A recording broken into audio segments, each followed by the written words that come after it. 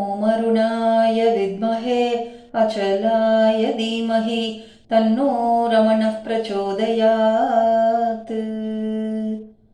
பகவான் ஸ்ரீ ரமண மகரிஷி அவர்கள் பக்தர்களுக்கு பிறந்தது எவன், பிறந்த நாளை கொண்டாடணும்னு கேட்கும் பொழுது அவங்களுக்கு ஒரு 3 பாடல் மூலமா எது பிறந்ததுன்னு நீங்க ஆராய்ச்சி செஞ்சு நீங்க ஆத்ம விசாரம் பண்ணி அந்த பிரம்ம சக்தியை உணரணும், ஆத்ம சக்தியை உணரணும்னு சொல்றாங்க.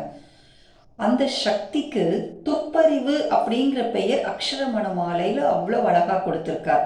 துப்பறிவில்லா இப்பிறப்பு என் பயன் ஒப்பிடவாயேன் அருணாச்சலா அப்படின்னு அழகா ஆத்ம விசாரத்திற்கு துப்பறிவு அப்படிங்கிற பெயர் கொடுத்திருக்கார். நம்ம நார்மலா உலகியல் வாழ்க்கையில நம்ம இந்த துப்பறிவுங்கிற வார்த்தைய நமக்கு எப்படி தெரியும்னா, ஒரு நிகழ்ச்சி நடக்குதுன்னா ஒரு குற்றவாளியை கண்டுபிடிக்கணும்னா துப்பறிவு ஆய்வாளர்கள் நிறைய பேர் இருக்கிறாங்க. அவங்கள்ட்ட சொல்லி அவங்க மறைமுகமா எப்படி விசாரிச்சா அந்த குற்றவாளியை கண்டுபிடிக்க முடியும்னு அவங்க மறைமுகமா வேஷம் போட்டு தெரியாம அந்த மாதிரி கண்டுபிடிச்சு 1 வாரமோ 10 நாள் கழிச்சோ ஒரு குற்றவாளியை கொண்டு முன் நிறுத்துறாங்க. வெளிப்படையா ஆராய்ஞ்சு பார்த்தா அந்த குற்றவாளியை கண்டுபிடிக்க முடியாது. அதனாலதான் அதற்கு பெயர் துப்பறிவு. பகவான் இந்த துப்பறிவுங்கிற பெயர் ஆத்ம விசாரத்துக்கு மனதை உள்முகமாக படுத்தி ஆத்மசக்தியை உணரணுங்கிற அந்த மோட்டிவேஷன்ல துப்பறிவுங்கிற வார்த்தைய கொடுத்திருக்கார். துப்பறிவு இல்லா இப்பிறப்பு, இந்த மாதிரி ஆத்ம விசாரம் பண்ண தெரியாம இருக்கிற இந்த பிறப்பு என் பயன், எனக்கு என்ன பயன், ஒப்பிடவாயேன், என்னை எதனோடையுமே ஒப்பிட முடியாதே, எனக்கு எதுக்கு இந்த வாய் ஏன் அப்படின்னு சொல்ற. எனக்கு ஆத்ம விசாரம் பண்ண தெரியல, இந்த பிறப்பால பண்ண தெரியாத இந்த பிறப்பால எனக்கு என்ன பயன், என்னை எதனோடையுமே ஒப்பிட முடியாதே, எனக்கு எதுக்கு இந்த வாய் அருணாச்சலா அப்படின்னு குழந்தை மாதிரி கேட்குறார். நம்ம நார்மலா ஒரு சின்ன குழந்தைங்க ஏதாவது பண்ண தெரியாம இந்த இருக்கிற சமயத்துல இவ்வளவு பேசுற உனக்கு எதுக்கு இந்த வாய், இது பண்ண தெரியலையே அப்படின்னு நம்ம சொல்லலாம். அதே மாதிரி குழந்தையா பகவான்கிட்ட கேட்கிறார். இன்னொரு பொருள் இந்த ஸ்லோகத்துக்கு, இந்த பாட்டுக்கு எப்படி எடுத்துக்கணும்னா, துப்பறிவில்லா இப்பிறப்பு என் பயன், எனக்கு தான் ஆத்ம விசாரம் பண்ண தெரியலையே, ஒப்பிடவாயே, எனக்கு அந்த ஆத்ம விசாரம் பண்ற சக்தியை எனக்கு கொடுக்க நீ வாயேன் அருணாச்சலா அப்படின்னு அழகா இந்த பாட்டுல பகவான் பாடுறார்.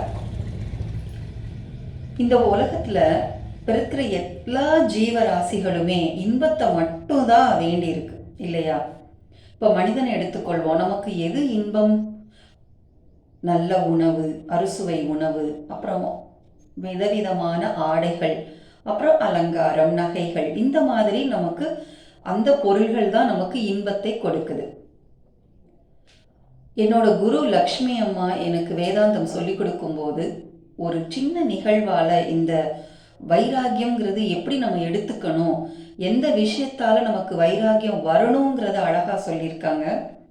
ஒரு ரூம்ல ஒரு மனுஷனுக்கு என்னென்ன பிடிக்குமோ அதையெல்லாம் வச்சு கதவு போட்டோம்னா எவ்வளவு நேரம் அவனுக்கு பிடிச்சதை சாப்பிடுவான், எவ்வளவு நேரம் அவனுக்கு பிடிச்ச ட்ரெஸ்ஸை போடுவான், எவ்வளவு நேரம் அவனுக்கு பிடிச்ச ஆடையை எல்லாம் அலங்கார பொருள்கள் எல்லாம் போடுவான். ஆனா எல்லாமே சலிச்சு ஒரு சக்தி அவனை தட்டி தூக்கி தூங்க வைக்குது இல்லையா? அது என்ன?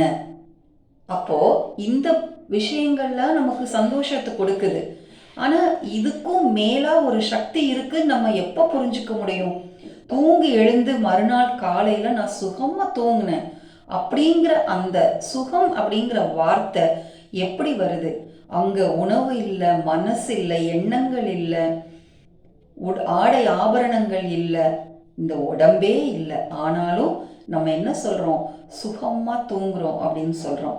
இதுதான் அம்மா லக்ஷ்மி அம்மா ரொம்ப அற்புதமா, அப்போ இந்த மகிழ்ச்சி எல்லாம் தற்காலிகமானது, அந்த சுகம் ஒண்ணுதான் நிரந்தரமானது அப்படின்னு புரிய வச்சாங்க. ஓம்காரானந்த சுவாமிஜி ஒரு இடத்துல சொல்றார், இந்த உலகியல் இன்பம் எல்லாம் எப்படி இருக்குதான், இன்பம் தன்னை இன்பம் என்று அறியாமல் தன்னிடம் இன்பம் இருக்கிறது என்று அறியாமல் இன்பத்தை தேடி, துன்பத்தில் இன்பம் இருக்கிறது என்று துன்பத்தின் பின்னால் இன்பம் ஓடிக்கொண்டு இருக்கிறது.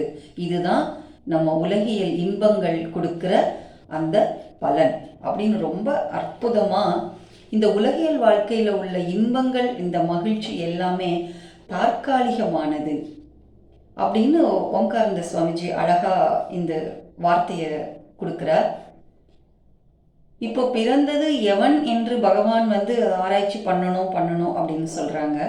அது எந்த மாதிரி பண்ணணும், எந்த மாதிரி ஆத்ம விசாரம் பண்ணணும் அப்படின்னு பகவான் உபதேச சாரம்ல ரொம்ப அழகா சிம்பிளா ஒரு 5-6 ஸ்லோகத்திலேயே நமக்கு நல்ல மனசுல பதிகிற மாதிரி அழகா ஆத்ம விசாரத்தை பத்தி சொல்லியிருக்காங்க. அதை அடுத்த ஒலிப்பதிவில் பார்க்கலாம். நன்றி.